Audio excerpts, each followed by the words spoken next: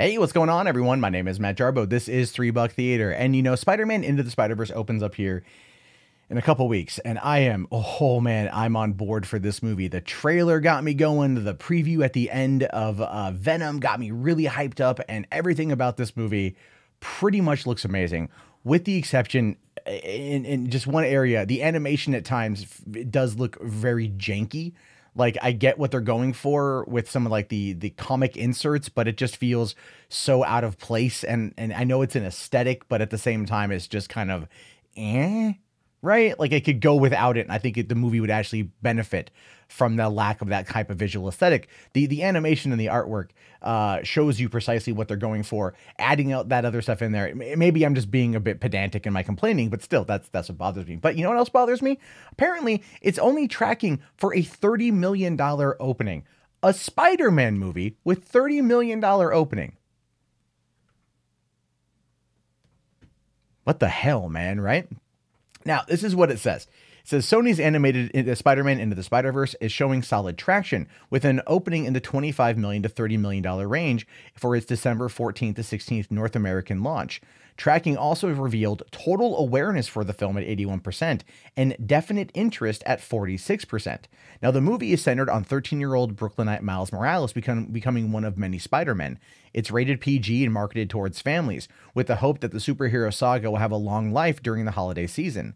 Spider-Man Into the Spider-Verse, which carries a $90 million budget, comes from the team of Phil Lord and Chris Miller, who also did the Lego Movie and 21 Jump Street. So, yeah. That's not a lot of movie. You're talking like total awareness is at 81% from what they've been able to survey with, and they're pretty good about this too, by the way, looking at social media tweets and people chattering online and probably interviewing people in the real world about it. But definite interest is only at 46%. Now, here's the problem with this, right? It's Miles Morales. Let's be fair. Okay, this is a Miles Morales centered story. People want Peter Parker.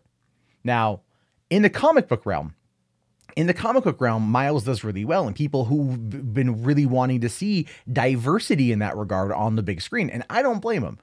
I don't blame them at all. But here's my fear, and this is legitimate fear based upon how social situations like this are always kind of discussed on the internet. It has everything to do with the fact that if this movie tanks, and let's be fair, $90 million budget, $30 million opening weekend in December on a Spider-Man movie, that's the Sony's going to go, well, it did okay. Venom did 80 million. A non-Spider-Man movie with poor reviews did 80 million in October. The highest grossing R-rated earning for an opening weekend in October. 800 million worldwide for a movie with real piss poor reviews. Spider-Man can't open with more than 25 million. That shows you that the title character is the problem. That's just the truth. Now, I'm not saying the movie's going to be bad. I think it's going to be wonderfully amazing, and I cannot wait to watch it. I want to see the story of Miles. I want to see Peter. I want to see, Spider-Gwen. I want to see John Mulaney as Spider-Ham. You know what I mean? I want to see all these things. I think it's going to be great. Plus Nick Cage. Who doesn't love Nick Cage? All right. So I think it's going to be fantastic. But the average Spider-Man goer does not know Miles Morales. All right. It's a comics thing. And I know they've tried to interject him in certain places and do certain things with them as a way to, draw more awareness to the character. I would argue that probably one of the best things they've done recently is the Miles Morales introduction, and also the missions you play as him in Spider-Man for the PS4, which, by the way, if you haven't played Spider-Man for the PS4, get a PS4, play Spider-Man. It is the best Marvel movie you will see. Seriously, it's absolutely fucking amazing.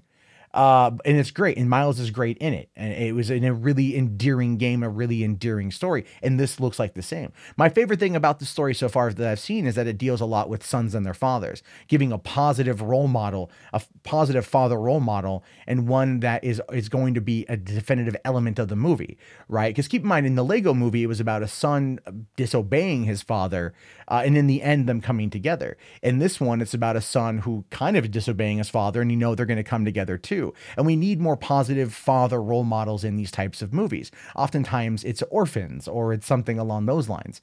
So this is something we can see that I think is going to be good for that.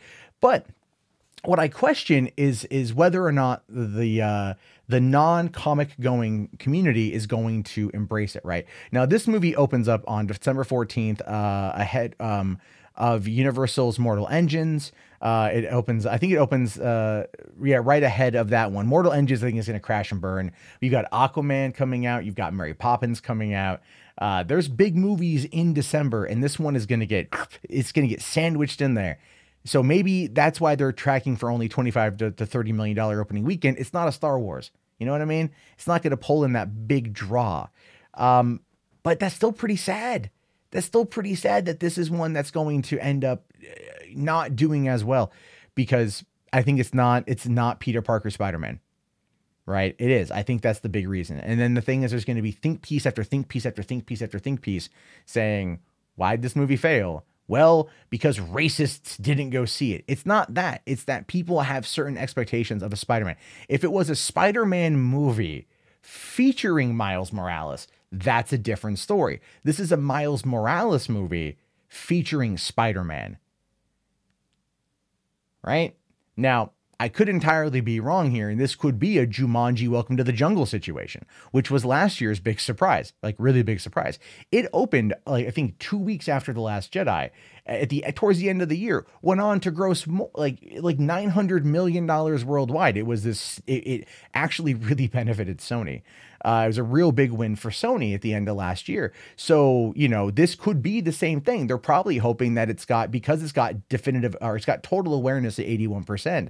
And only an interest at 46%, that the word of mouth will then spike it and spike it and spike it, which is entirely possible. It is entirely possible. But in the meantime, if the movie fails, it will be entirely because of Miles Morales. And it's not the fault of the character. It's that audiences who like Spider-Man movies don't know who Miles is, and they're not ready to see another Spider-Man yet, even if Peter Parker is a big part of the movie once he comes to that dimension.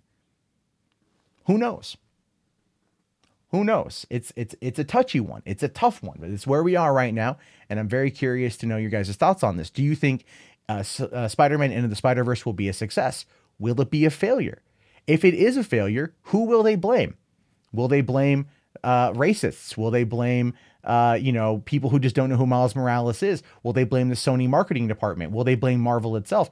These are all questions that I have for you, and I'd like to hear you guys' answer. Now, if you guys don't want to type a comment in on the chat box, which I would hope that you do, you can always call in with your thoughts and comments on this one at 818-350-3281. And that's my voicemail line for my show, The Call-In, where I talk to you guys directly. But in the meantime, please toss the video a thumbs up if you're here. Feel free to slap on that subscribe if you're coming in out of the cold and you want a warm place on YouTube to call movie commentary home. And if you want to help support the channel even further, patreon.com/Mundane Matt helps out quite a bit. Anyway, my name is Matt Jarbo. This has been 3 Buck Theater. You guys have yourself a fantastic day, and please, peace out.